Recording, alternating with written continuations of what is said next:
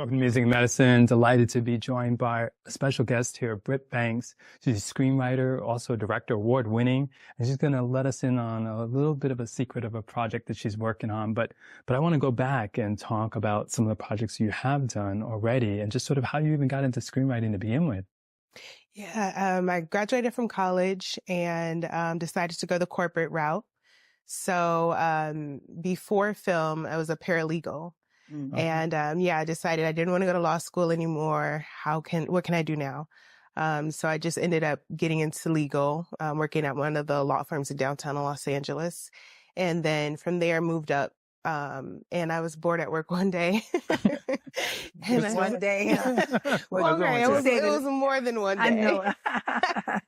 And I was just writing and thought, what is it that I want to do? And I reverted back to my origin story, which is when I was a theater kid. So I grew up doing theater, stage plays. I went to Amazing Grace Conservatory, and Wendy Raquel Robinson's actually my teacher at the time.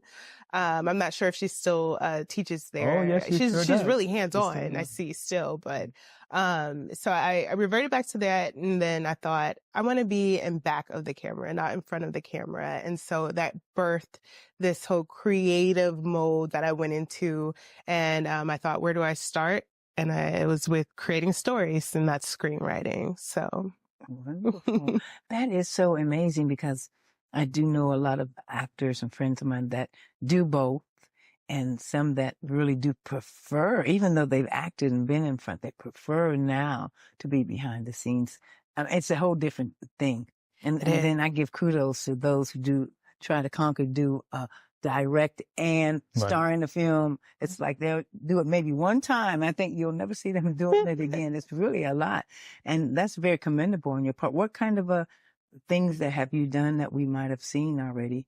Well, I did a short film during the pandemic, actually. It was right when COVID took off, 2020.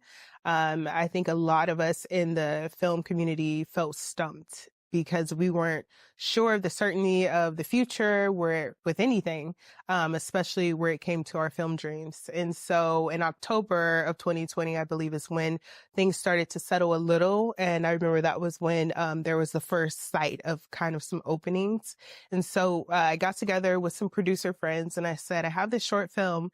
It's a little odd. Follow me. It's about 4 teenage girl Crips from the north side of Long Beach. Mm-hmm. And they were like, okay, what about them? Where's this going? Imagination. Yeah. Well, you one of those girls. Right. I got so many questions. And so I think it was just something that I thought about often growing up. That's a part of Long Beach's culture. We're very much a Crip city. I'm from Long Beach. And so just seeing that lifestyle and knowing I would never be a part of it, I was just a nerd in high school and just wanted to go to college so bad. So I created this group of girls. And I thought, what does that look like? So I talked to some youth who were like, oh, we don't really gangbang like that anymore. We're just on TikTok. And I was like, oh, okay. So this will be easy. So just that, and then leaning on some family members who, are affiliated. It was a little easy to come up with the storyline. I did it. And when I released it, I was a little reluctant, which is so odd. I keep thinking back to that moment when I tweeted it out to the universe, the trailer. And after I tweeted the trailer out, it went viral. Which was so awesome. It was a great feeling, especially since I did it with, reluctancy. And then I remember after that, it was kind of a whirlwind. I was getting emails and DMs from the producers of Snowfall and from like big name executives who wanted to talk to me about the project and see where I was going with it. And then I got connected with TDE, which I think has been in the headlines a lot lately because of Kendrick. But definitely hooked up with a lot of great people because of that short film, and it's titled Blue Laces. Blue Laces. Okay, I must see that. Where can it be seen now? So it got picked up by Aspire TV, Magic Johnson's Aspire TV. Right. And listen, it can be seen if you need to see it. I'll send you a link. Right. Yeah, I'm sure. Yeah. Is it on like YouTube as well? No, it's not on YouTube. No. Because a lot of movies now, are on YouTube. My husband Yes. downloaded a whole bunch and said, hey, honey, look at all this, what I did. We could look and watch it on TV. Yeah. And our NAS, our system we have, he just went crazy just downloading all those. They're real nice movies that have been out for a while that are on YouTube. But I don't know, do you get paid from that now? That's what we're fighting for. So there's YouTube movies and how people are showing and streaming film. That's why we, went on strike all that time trying to get the rightful residuals and money that we should be getting paid for that.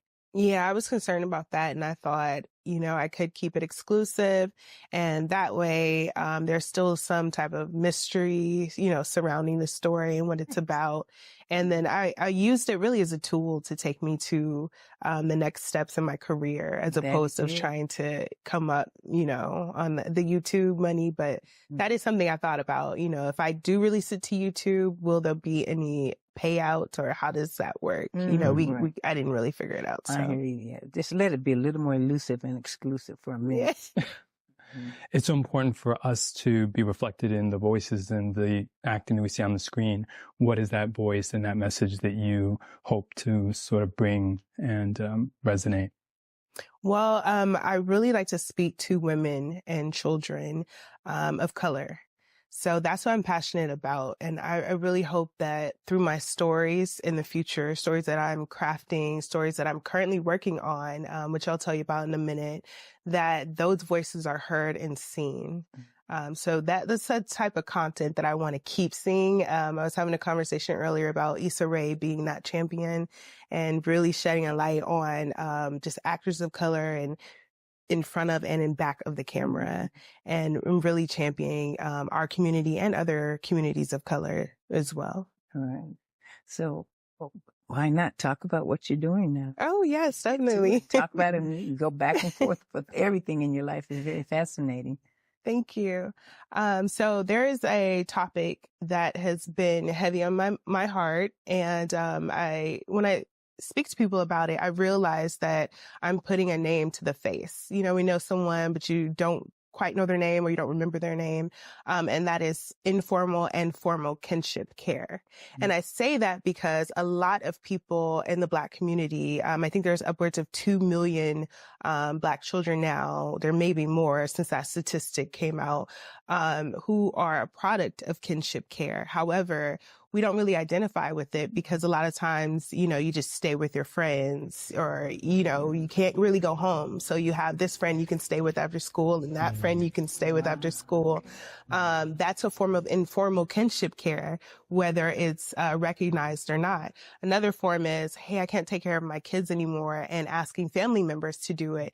And a lot of times we would rather give our kids to our family members as opposed to putting them in the system, if that family member is in even just a slighter better predicament than we are, and I say that with sensitivity, just because sometimes you're not always putting them in the best care, just because it's a kinship situation, but you would rather them go with a family member or a friend that and you can get back to your children instead of giving them to the system.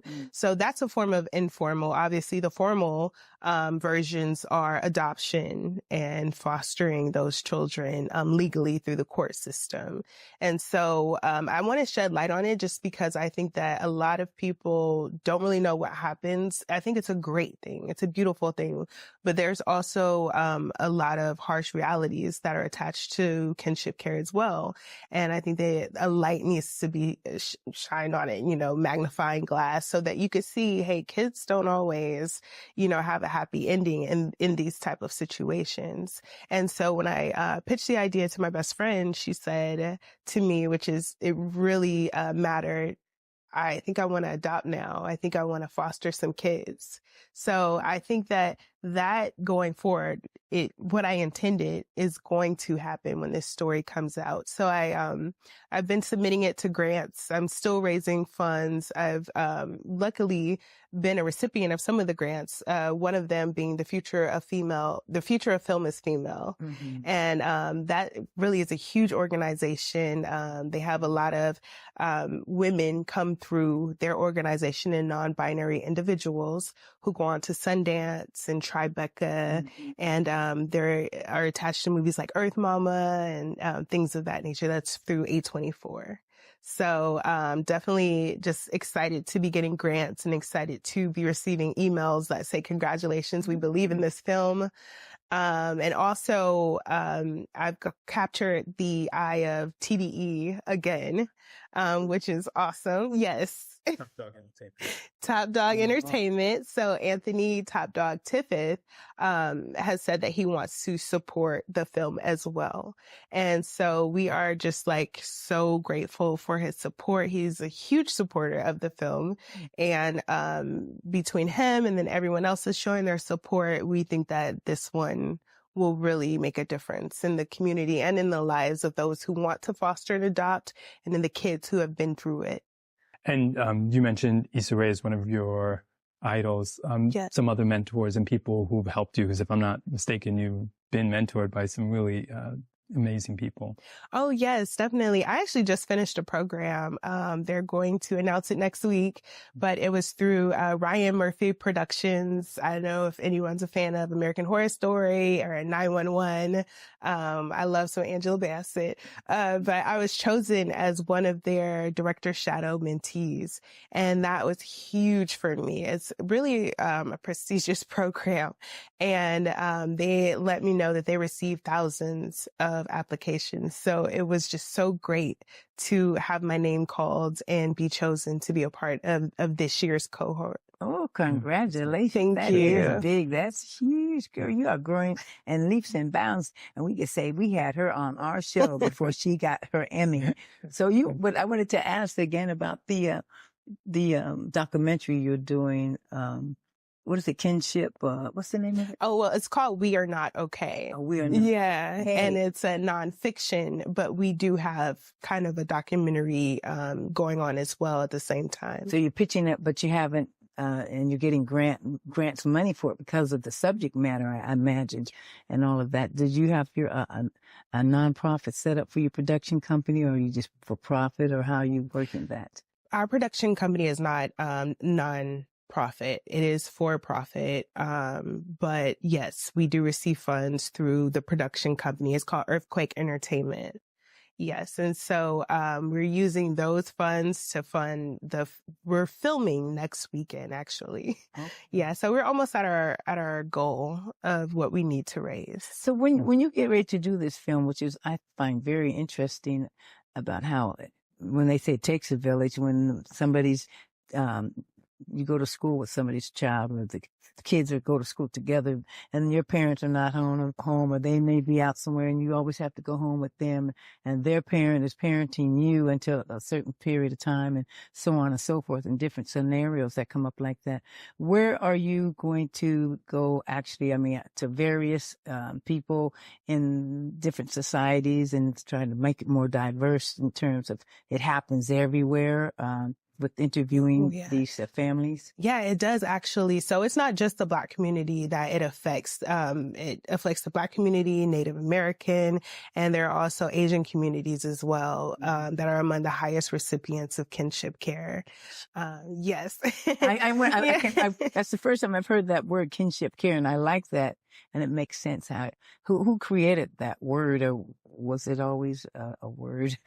Yeah, so it was. Great. The thing is, like I said earlier, it's really putting the name to the face. Mm-hmm. So like a lot of people have experienced it, have friends who've experienced it. And when I bring up the subject matter, there are so many people who resonate with the term after it's been explained to them. Mm-hmm. And they'll say, oh my gosh, we lived with my uncle. I didn't even think about that. Or, and so it's just crazy that this term exists. And I like that for the title, kinship care. I think there may be a few other titles that have already taken kinship care. Yeah. So we settled with We Are Not Okay. Okay. Absolutely. Where can we find you? Tell us about your website. Oh, yeah, definitely. So my website is Britt, BRITT, Banks, BANKS, film, FILM.com. Yeah. And Instagram, it's just my name, Britt Banks, BRITT, BANKS. And Twitter, which is I don't have a Facebook, so it's BRITTT Banks, BANKS. Put the extra T in. I know how that Yeah. goes. Sometimes they have my name, darn it. Well, T is my middle name. So there you go. Okay, there you go. I made it work. Sure. Okay. Well, you're certainly delightful, and it's an amazing project that you're doing. I'm a product of adoption myself, so very familiar with it. So I'm looking forward to watching the project, and I hope all of you will tune in and do so as well. But you're just a light, refreshing to kind of see our faces and our voices and our stories reflected, through you. So we appreciate your enthusiasm and certainly want to continue to encourage you, but definitely want to see your work as it comes out and continue to support you. Thanks so much. Thank you. Yeah, the pleasure. Thank you.